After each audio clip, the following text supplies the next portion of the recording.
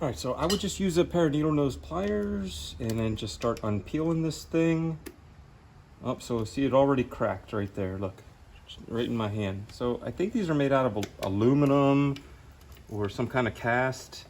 That's why they break so easy.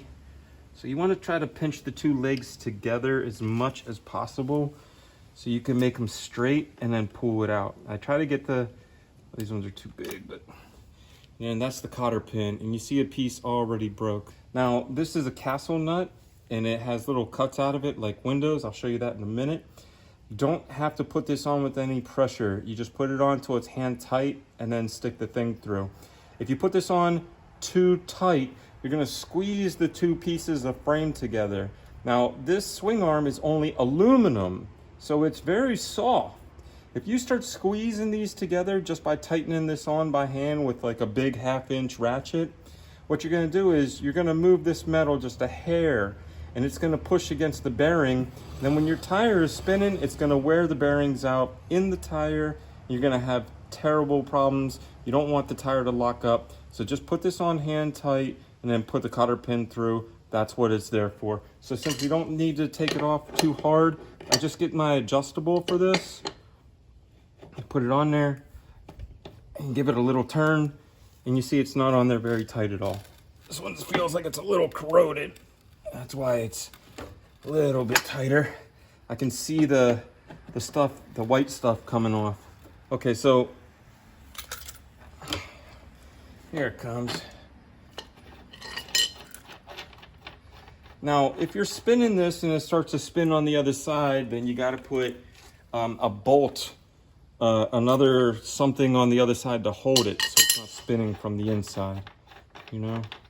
So here's the washer. It's made out of aluminum, so it gets that white powder on it for rust. And this is the Castle washer. So you see it's got like, you know how the Castle where the arrow people used to sit to shoot the arrows, they would stick in between the wall and the little window. That's where it's at. That's it right there. And when you put it on, you're just gonna put it on. You can put it on hand tight, but this one was a little tight because it had rust in it anyway. You'll know. Don't crank it on. Now there's a block in here, and that's what helps your adjustment to pull the tire back so that you can loose and tighten your chain. But I see that there's chain wax on this chain, and it looks like it's tight enough to where it was already adjusted when the bike was put up. So we are not gonna move these at all. All we're gonna do is take this block out, and there's the block. Now this is aluminum as well, and there's the same pieces on the other side. Now before I go any farther, what I'm gonna do is I'm gonna get 2 or 3 pieces of wood and put under here, because when I start to pull this axle out, the tire's gonna cock to this side and fall down on this side when I pull it out. And then we don't want anything to get locked in there. Remember, everything's aluminum. You start banging up the aluminum, you start putting gouges in it, everything might not go back. And you don't want to mess any of these threads up by sliding it out and rubbing these threads against either the top or the bottom of the swing arm, because if you damage these threads, now you got to buy an axle as well. So I'm going to go ahead and set up the blocks. I'm going to push the axle out the other side and pull the tire down, and then I'm going to show you what the tire looks like in the axle, and then we're going to put this bad boy on the tire machine and start getting this tire off. Okay, let's go over the pieces really quickly.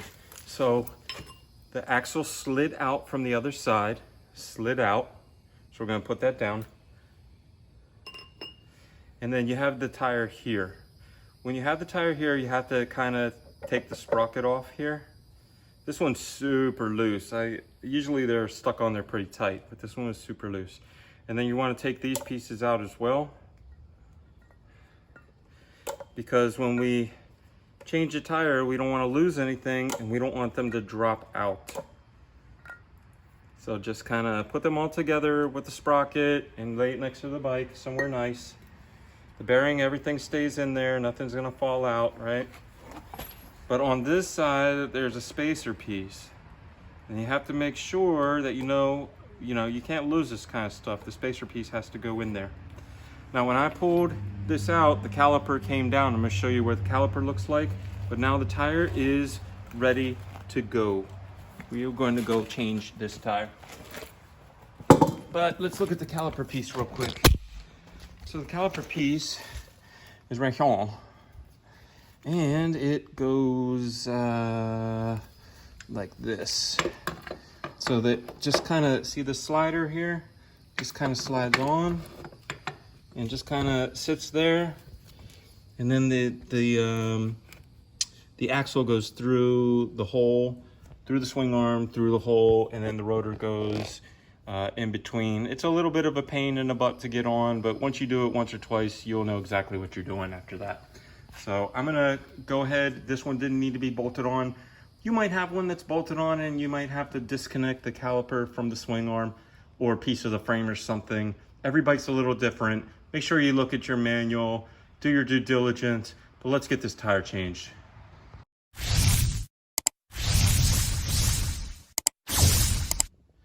So this is gonna be how to actually use the clamshell the correct way. I line it up, press it in, and then it pushes away from the tire. And then I just kind of turn it a little bit. I line it up, pop it. I always do it 3 times so I don't have to keep doing it over and over again. I hate taking it off the table and then having to come back. Then I just flip it over, do the other side. Here, make sure there's no spider eggs like this. That's disgusting.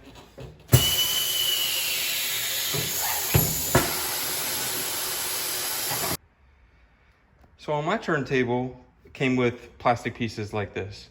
So you could grab on the outside of the tire like these, and then it hits the plastic and not the piece. And I'm sure I can buy these, are probably pretty cheap as well. I don't know if they work on the outside stuff. I never tried to do that. But what I'm gonna do is, if I want to use the outside and it has these little scrapes on it, I would wrap this whole thing with a bunch of that electrical tape. You could probably get a whole roll for like $1 and just keep wrapping this thing and wrapping this thing. It's not gonna hurt.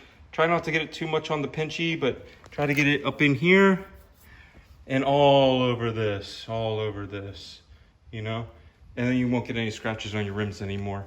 If you're going on the inside, then you know you have this thing already. But I don't have anything to block the outside pieces. I wish I did. I wish, if you know like this works some other way or something to work on the out here, please let me know, or if there's something I could buy, but I only know this. Now, low profiles on cars and front tires are kind of hard because you're not working with a lot of room, but back tires are usually pretty easy to get off because you have a lot more rubber on the tire, so it's a lot more flexible.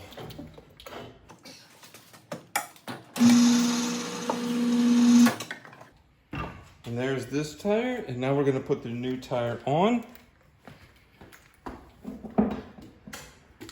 So we're just gonna do what we did last time. We're gonna grab the tire, slap some slippery sauce on it, you know. Get the slippery sauce all up in there. The slippery sauce, which is just soap and water, but a lot more soap than would be natural. All right, and we're gonna kind of put it on here a little bit. Get the arm back to where it was, so I never adjust the arm. Then you always want to go tire on top, tire underneath. On top, underneath, right? So where this part of the duct is sticking out and this part of the duct is in the tire, then I kind of give it like a little oomph to start it, like that, to start it, and I just go around. There's one side in, so I'm just gonna, on top, on the bottom, I'm gonna see if I can do it with my hand, but usually that's why I use the hydraulic arm over there. So we're just gonna keep.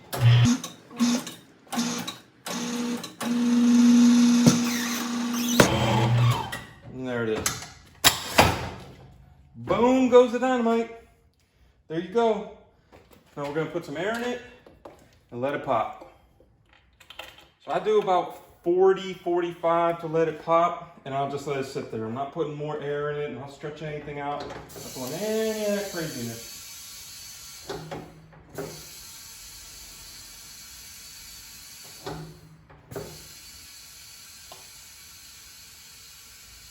Well, I turned the compressor off because it came on for the video, but you guys know what I'm doing here. I have to turn the compressor back on. It's going to make a little noise. We're going to go ahead and pop this bead and get it ready to put back on.